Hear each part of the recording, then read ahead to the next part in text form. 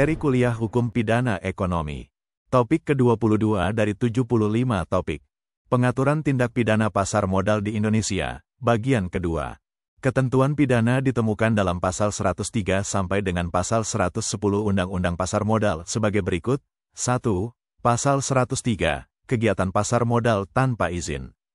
1. Setiap pihak yang melakukan kegiatan di pasar modal tanpa izin, persetujuan, atau pendaftaran sebagaimana dimaksud dalam pasal 13, pasal 18, pasal 30, pasal 34, pasal 43, pasal 48, pasal 50, dan pasal 64, diancam dengan pidana penjara paling lama 5 tahun dan denda paling banyak 5 miliar rupiah.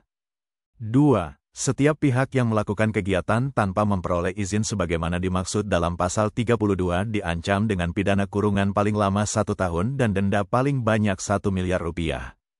2. Pasal 104, ancaman pidana, penjara dan denda. Setiap pihak yang melanggar ketentuan sebagaimana dimaksud dalam pasal 90, pasal 91, pasal 92, pasal 93, pasal 95, pasal 96, Pasal 97 ayat 1, dan Pasal 98 diancam dengan pidana penjara paling lama 10 tahun dan denda paling banyak 15 miliar rupiah. 3. Pasal 105, pidana terhadap manajer investasi dan atau pihak terafiliasi. Manajer investasi dan atau pihak terafiliasinya yang melanggar ketentuan sebagaimana dimaksud dalam Pasal 42 diancam dengan pidana kurungan paling lama 1 tahun dan denda paling banyak 1 miliar rupiah. 4. Pasal 106. 1. Setiap pihak yang melakukan pelanggaran atas ketentuan sebagaimana dimaksud dalam pasal 70 diancam dengan pidana penjara paling lama 10 tahun dan denda paling banyak 15 miliar rupiah. 2. Setiap pihak yang melakukan pelanggaran atas ketentuan sebagaimana dimaksud dalam pasal 73 diancam dengan pidana penjara paling lama 3 tahun dan denda paling banyak 5 miliar rupiah. 5. Pasal 107. Menipu atau merugikan pihak lain atau menyesatkan Bapepam. Setiap pihak yang dengan sengaja bertujuan menipu atau merugikan pihak lain atau menyesatkan Bapepam, menghilangkan, memusnahkan, menghapuskan, mengubah, mengaburkan, menyembunyikan, atau memalsukan catatan dari pihak yang memperoleh izin, persetujuan, atau pendaftaran termasuk emiten dan perusahaan publik, diancam dengan pidana penjara paling lama 3 tahun dan denda paling banyak 5 miliar rupiah. 6. Pasal 108, ancaman pidana untuk pihak yang mempengaruhi. Ancaman pidana penjara atau pidana kurungan dan denda sebagaimana dimaksud dalam Pasal 103, Pasal 104, Pasal 105, Pasal 106, dan Pasal 107 berlaku pula bagi pihak yang, baik langsung maupun tidak langsung, mempengaruhi pihak lain untuk melakukan pelanggaran pasal-pasal dimaksud. 7. Pasal 109, ancaman pidana, penjara dan denda. Setiap pihak yang tidak mematuhi atau menghambat pelaksanaan ketentuan sebagaimana dimaksud dalam pasal 100 diancam dengan pidana kurungan paling lama 1 tahun dan denda paling banyak 1 miliar rupiah. 8. Pasal 110, tindak pidana ini adalah pelanggaran dan kejahatan. 1. Tindak pidana sebagaimana dimaksud dalam pasal 103 ayat 2, pasal 105, dan pasal 109 adalah pelanggaran. 2. Tindak pidana sebagaimana dimaksud dalam pasal 103 ayat 1, pasal 104, pasal 106, dan pasal 107 adalah kejahatan. Peraturan Pemerintah Nomor 45 Tahun 1995 tentang penyelenggaraan kegiatan di bidang pasar modal. Peraturan pemerintah ini merupakan peraturan pelaksana dari Undang-Undang Nomor 8 Tahun 1995 tentang pasar modal. Dalam peraturan ini diatur mengenai ketentuan sanksi administratif di bidang pasar modal. Pihak yang mempunyai wewenang untuk menjatuhkan sanksi administratif terhadap pelanggaran hukum di bidang pasar modal adalah Badan Pengawas Pasar Modal, Bapepam, karena oleh Undang-Undang Pasar Modal Nomor 8 Tahun 1995, Fit Pasal 102 UU PM, telah diberikan kewenangan tersebut. Pihak yang dapat dijatuhi sanksi administratif tersebut adalah 1. Pihak yang memperoleh izin dari Bapepam, 2. Pihak yang memperoleh persetujuan dari Bapepam, 3.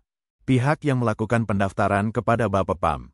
Selanjutnya ketiga pihak tersebut dapat diperinci secara lebih konkret menjadi 25 golongan sebagai berikut. 1. Emiten, 2. Perusahaan publik. 3. Bursa efek. 4. Lembaga clearing dan penjaminan. 5. Lembaga penyimpanan dan penyelesaian. 6. Reksadana. 7. Perusahaan efek. 8. Penasihat investasi. 9.